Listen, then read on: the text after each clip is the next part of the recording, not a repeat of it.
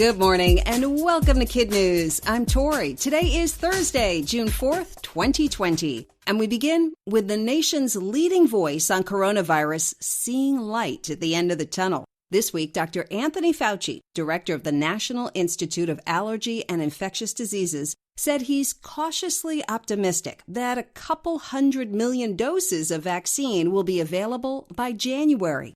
The pharmaceutical firm Moderna is reportedly on track to test 30,000 people next month. One note of caution, while Dr. Fauci is hopeful that a safe vaccine will be available in 2021, he admits no one knows how much protection it could provide, meaning, like the annual flu shot, getting a COVID-19 vaccine could become part of your regular checkup.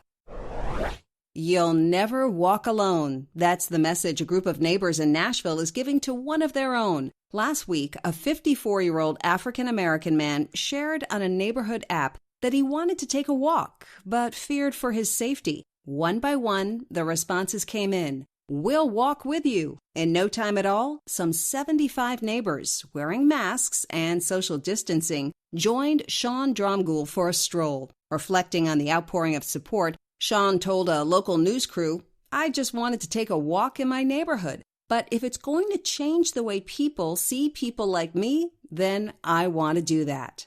Sean and his neighbors are scheduled to take their second lap together tonight. Nashville's in the spotlight today for another reason, as a potential new location for this year's Republican National Convention. The election year event was supposed to take place in Charlotte, North Carolina. But over the past few months, organizers have been in a standoff with the state's governor on the need for safe social distancing. President Trump is the party's very likely nominee, and he wants to give his acceptance speech in front of a big crowd, so organizers have had to look elsewhere. While Nashville is a serious contender, other cities on the short list include Las Vegas, Orlando, Jacksonville, and a few spots in Georgia. Unlike anything I have seen in my lifetime. That's just part of what Barack Obama had to say yesterday when he participated in a virtual town hall to discuss the racial unrest spilling out onto America's streets. The former president predicted an awakening and hopes the current momentum will translate into a moment of real change. Two other former commander-in-chiefs also weighed in. 95-year-old Jimmy Carter issued a statement condemning injustice to African Americans, while George Bush supported the protests by saying those who set out to silence those voices do not understand the meaning of America or how it becomes a better place.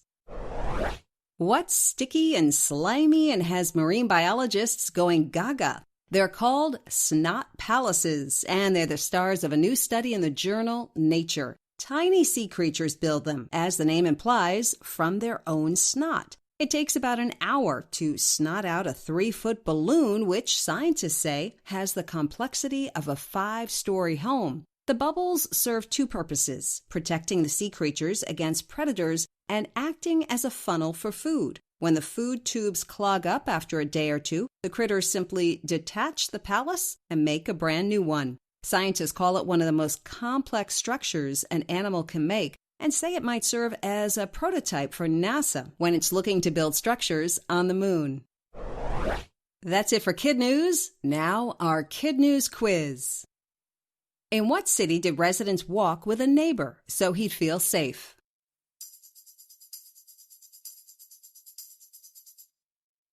In Nashville, Tennessee.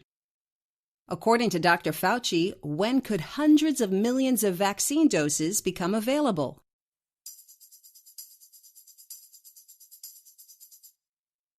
At the start of 2021. What are scientists calling the mucus-like domes built by tiny sea creatures?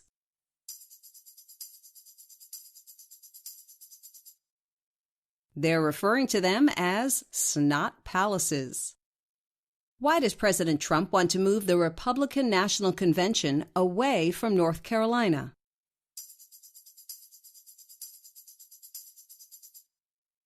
To accommodate larger crowds. In One for the Road, remember Winston the pug, the first dog in the U.S. to test positive for the coronavirus? Well, it turns out he never had it. Officials at the Department of Agriculture say Winston's false positive test could have resulted from a contaminated swab, since he lived with 3 people who did have the disease. The news comes as the department announces the actual first pup to test positive, a German Shepherd living in the Big Apple. Despite the announcement, veterinary groups say the disease causes very little risk to pets, and your pooch should be just fine. Today, our KidNuz birthday shout-outs go to Clay in Lancaster, Pennsylvania, Kala in Sandy, Utah, Zoe and Addie in Falmouth, Maine, May in Shelby, North Carolina, Mia in San Rafael, California, and a belated birthday greeting to Dante in Moraga, California. Thanks for listening, everyone. Our team will be taking Fridays off for the summer, so we'll see you back here for more KidNuz Monday morning.